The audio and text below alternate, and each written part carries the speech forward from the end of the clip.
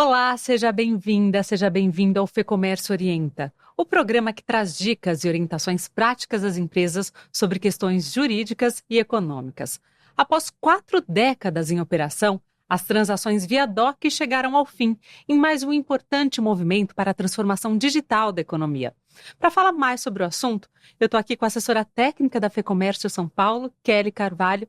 Kelly, seja muito bem-vinda, é um prazer recebê-la aqui. Bom, foi um fim de uma era, né? O que isso significa na sua visão, Kelly? Bom, temos o fim de uma era muito importante, porque pós-pandemia nós observamos aí um crescimento, um processo de transformação digital da economia bastante relevante. Inclusive as empresas digitalizaram suas operações, integraram canais de compra online com o físico, e agora nós temos aí essa tendência que ela é mundial para os meios de pagamento. Então, cada vez mais os meios de pagamento sendo instantâneos e de forma muito mais prática e com menos custos, tanto para os empresários também como para os consumidores. E o Pix conquistou a preferência, né, dos brasileiros. Essas transações, porque a TEC também vai chegar ao fim, né?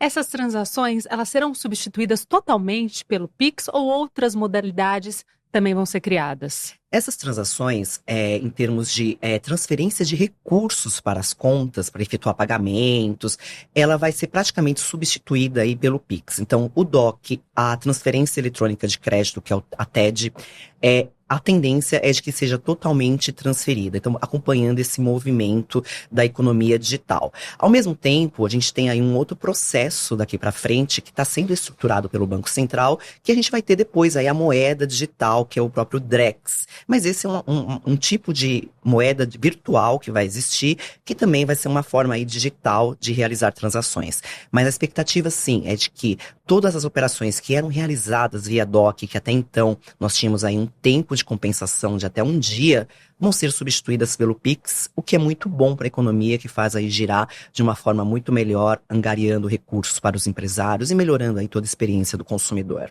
E o Pix, ele se popularizou entre as pessoas físicas, mas as transações entre pessoas jurídicas também vêm crescendo muito, né? Queria que você falasse um pouco quais são os benefícios do Pix para os empresários. O Pix ele veio aí como uma forma bastante importante para o empresário, para as operações do dia a dia. Por quê? Ao aceitar o Pix, o empreendedor ele tem os recursos instantaneamente na sua conta, então praticamente em tempo real. Então, isso elimina aí eventuais necessidades de busca de antecipação de recebíveis, ou então até mesmo busca de alguma linha de crédito que venha aí a ter um custo relativamente maior no mercado, o que pode impactar negativamente o fluxo de caixa do negócio. Então, é uma grande forma aí que o empreendedor encontra de oferecer essa modalidade para ele ter esses recursos instantaneamente e conseguir aí cobrir o seu caixa no final do dia, sem a necessidade de buscar outros recursos no mercado. E impacta também a experiência do cliente, né, com frete grátis, outros benefícios. Queria que você falasse um pouco sobre esse impacto mesmo na experiência do cliente na hora da compra. Sem dúvidas. Hoje em dia, nós observamos que o Pix é a modalidade mais utilizada, correspondendo a em torno de 36% do total de operações hoje transacionadas no Brasil. Então, já vem sendo bastante significativo e melhora a experiência de compra desse consumidor. Primeiramente, ele não precisa andar com dinheiro em espécie. Então, através do próprio celular, ele consegue ali fazer o pagamento das suas contas. Então, isso melhora muito a experiência de compra do consumidor. Por outro lado, o empresário, ele pode disponibilizar para o seu consumidor o pagamento via Pix com desconto. Por quê? Hoje, o Pix, ele, apesar de ter um custo para alguns empreendedores, é um custo comparado a outras modalidades, a aceitabilidade de outras modalidades relativamente menor. E considerando essa questão de receber os recursos praticamente em tempo real, isso é muito significativo. Então dá para ele oferecer, o empresário oferecer ao seu consumidor um desconto. Então muitos consumidores vêm aí pagando as suas compras com o Pix, de forma aí a ter um custo relativamente menor na sua compra, tendo aí esse desconto. Por outro lado, também para quem compra no e-commerce, é uma grande oportunidade para potencializar as vendas, oferecendo a modalidade do Pix. E por quê? O custo também, como é menor, esse próprio empresário, ele consegue até mesmo conseguir ofertar um frete grátis para o seu consumidor, e isso atrai bastante na hora da decisão de compra, no caso do comércio eletrônico. Então, reduz prazo de entrega, pode reduzir custos menores e também dinheiro na hora para o empreendedor. Então, é bastante significativo e melhora a experiência de compra desse consumidor. E com isso também pode influenciar, impactar ao abandono do carrinho na hora da compra por parte do cliente? Exatamente, pode ter um grande impacto. Hoje, quem paga com o Pix, 90% das compras, elas são transacionadas, elas são concluídas no caso do e-commerce. Diferentemente, por exemplo, do cartão de crédito, que nós temos aí em torno de 70% das compras que são efetuadas. E isso ocorre porque a praticidade, o consumidor hoje, ele busca uma forma prática e que ele entenda que tem algum benefício. Então, isso é muito importante quando se fala da transformação da economia, da transformação do ambiente de negócios, essa questão da digitalização, de melhorar o uso do consumidor em efetuar a sua compra, que é através de um smartphone, através de um Pix copia e cola, através da leitura de um QR Code estático, dinâmico, enfim, uma chave Pix, ele consegue efetuar em questões de segundos uma transação e ter uma melhor experiência de compra. Então, a questão da comodidade e da agilidade nas transações faz a diferença. E você comentou que em alguns casos ele gera custos, né? Muitos empresários não têm essa ideia. Queria que você explicasse em quais casos isso pode acontecer, como que é? Bom, hoje, algumas instituições financeiras, elas cobram uma taxa da pessoa jurídica que aceita aí o Pix. Essas taxas, elas variam em torno de 0,45% até 1,90% sobre o valor transacionado. Então, mas assim, depende muito da instituição financeira, porque existem fintechs. Porque hoje o Pix, todas essas modalidades de pagamento, a transformação digital dos meios de pagamento, vem permitindo aí, digamos assim, uma concorrência maior do mercado de pagamentos brasileiro, das instituições financeiras. Então a gente tem outros agentes que são as fintechs, né, as instituições de pagamento, que também oferecem essa modalidade e não cobram nada, por exemplo. Então, o que é muito importante o empresário ver nesse momento, né? Ao aceitar o Pix, quais são as condições, o relacionamento bancário que ele tem e tentar negociar, porque é uma relação contratual da empresa com a instituição financeira. Tentar negociar e, no caso, também pesquisar outras instituições de pagamento que existem no mercado, de forma aí a conseguir uma melhor taxa, ou então até mesmo uma isenção dessa taxa. Porque é muito vantajoso para o empresário oferecer essa modalidade, e se não tiver o custo, de qualquer tipo de custo, melhor ainda, porque melhora o fluxo de caixa, ainda mais quando a gente leva em conta pequenos negócios que utilizam essa modalidade, os microempreendedores individuais. Então, assim, tem um impacto bastante significativo. Então, essa pesquisa junto às instituições financeiras, às instituições de meios de pagamento é fundamental hoje em dia. E na sua visão, quais mecanismos ainda precisam ser aperfeiçoados? Como fazer, por exemplo, com a devolução de valores? Bom, hoje o Banco Central disponibilizou um mecanismo especial de devolução, que chama MED. Através desse mecanismo, caso tenha ocorrido algum erro de chave, algum erro de valor transacionado, o próprio usuário pode entrar em contato com a outra pessoa que recebeu aquele recurso e pedir a devolução desse valor. Então, o aplicativo bancário hoje já tem esse mecanismo de devolução de valores, em caso de eventuais erros. Agora, em caso de eventuais fraudes, crimes, a pessoa, a empresa que sofreu algum tipo de golpe nesse sentido, tem que entrar em contato com a instituição financeira, fazer um boletim de ocorrência, e aí a instituição financeira vai analisar, cada uma tem o seu prazo, a origem daquilo, se foi de fato um golpe, por exemplo, para poder aí tentar reaver esse valor para o seu cliente. Mas hoje em dia, sabemos muito bem que é um pouco difícil de poder identificar essa questão dos eventuais golpes. Então, é muito importante ficar atento nesse momento a qualquer indício que se tem aí de que está tendo uma transação que não está sendo correta. Então, atenção à chave Pix que é digitada, aos valores dos recursos que são transferidos e também a questão da própria plataforma, conferir o código, conferir todas as informações para ver se não está indo aquele recurso de forma errada e, caso tenha ido, negociar com a pessoa, pedir aí a devolução desses valores. Para a gente falar um pouco mais sobre isso, quais são as principais práticas, né? Você falou um pouco deu essas orientações, alerta, né, para os empresários, mas quais são as principais práticas criminosas que acontecem em relação ao Pix e quais cuidados desse sentido? Exatamente, a gente observa muito fraudes e alguns ataques cibernéticos, né, então relacionados aí ao Pix. Então, nós temos ali a própria questão de boletos falsos, por exemplo. que hoje em dia nós temos também, além do código de barras no boleto, o próprio código QR Code, e muitos golpistas aí estão se utilizando dessa técnica para diferenciar e poder transferir recursos para contas de terceiros, contas laranjas. Temos também a própria questão do phishing. O que é o phishing?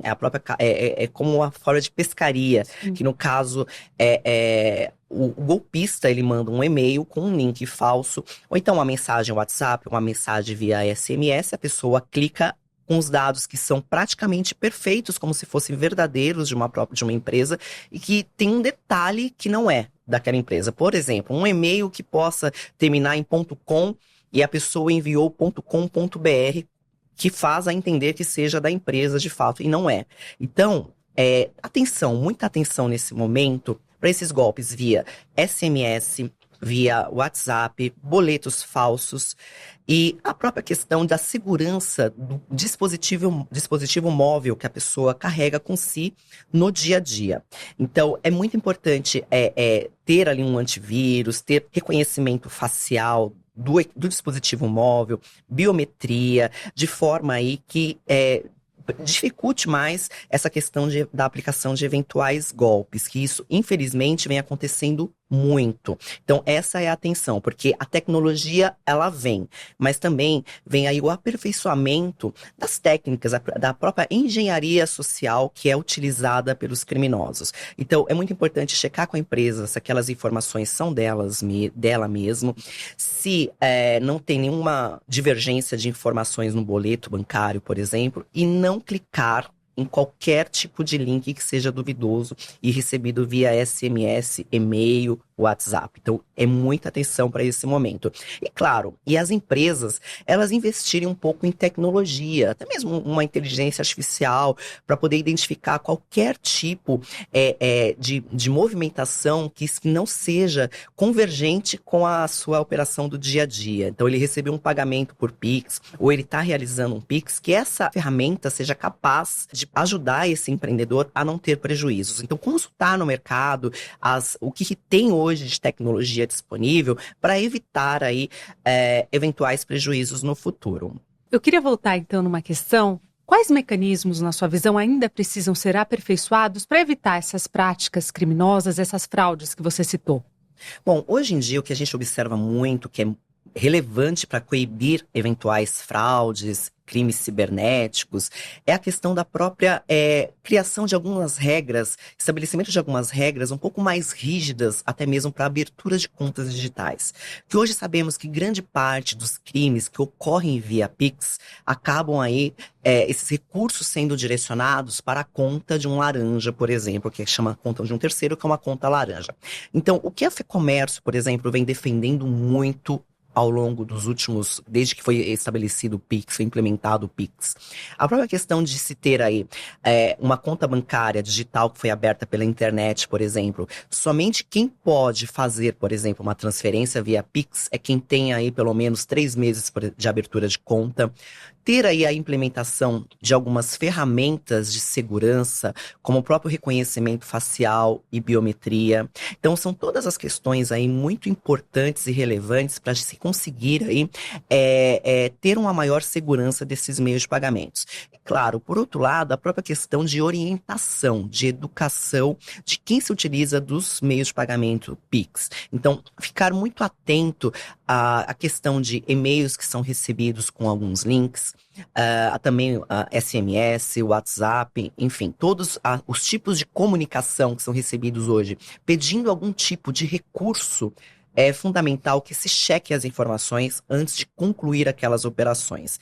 Então, junto ao poder público, que é muito importante, ao setor financeiro, na realidade, estabelecer essas regras, todas as fintechs, todos os bancos digitais, terem aí algumas regras um pouco mais consistentes e firmes para que impeça aí a ação desses criminosos com relação ao desvio desses recursos para uma conta de um laranja e aí ter todo um prejuízo no mercado, que sabemos muito bem o quanto isso impacta tanto para o varejista como também para o consumidor. E nesse sentido, né, qual que é a importância da participação do setor privado nas discussões junto à autoridade monetária, ao setor financeiro, para que essas práticas sejam coibidas, para que a ferramenta seja aperfeiçoada? É fundamental que o setor privado esteja presente nessas discussões, nesses debates, porque comércio, serviços, turismo estão ali na ponta, estão no dia a dia de todas as operações que são transacionadas. Então, é muito importante que se leve à prática, se aquilo de fato se aplica, o que está sendo decidido, se aplica ao setor de comércio, serviços, turismo, se nós temos questões relacionadas à proteção dos dados, como combater eventuais crimes eletrônicos, eventuais fraudes que ocorram nesses meios de pagamentos. Então, é muito importante a participação do setor privado, porque ele vai ali colaborar com algumas propostas, algumas medidas de quem está, de fato, no dia a dia das operações. E isso é muito importante, porque somente quem está ali no caixa no final do dia sabe o que ele vai ter de eventual prejuízo, eventual ponto de atenção e que pode aí colaborar com todas as discussões e mesmo a formulação de eventuais medidas e políticas públicas voltadas aí a essa questão. E como você falou, só para a gente reforçar, a FEComércio também tem atuado nessa questão, né? A FEComércio tem atuado fortemente nessa questão junto ao Banco Central para poder combater aí esses crimes eletrônicos, ataques cibernéticos, a termos aí instrumentos, meios de pagamentos cada vez mais seguros e que protejam todos os dados, as informações dos clientes, dos usuários que estão ali realizando qualquer tipo de transação. Então, junto ao Banco Central, junto também às próprias secretarias de segurança pública também, porque sabemos bem que alguns crimes estão relacionados, acontecem muito, como por exemplo, alguns sequestros relâmpagos, roubos de celulares. Então, a gente está atuando também junto à Secretaria de Segurança Pública, tanto em âmbito municipal como em âmbito estadual, levando o pleito, a necessidade dos empresários com relação a termos aí maior segurança e termos também uma ferramenta de pagamento que ela seja aí útil, porque é uma inovação.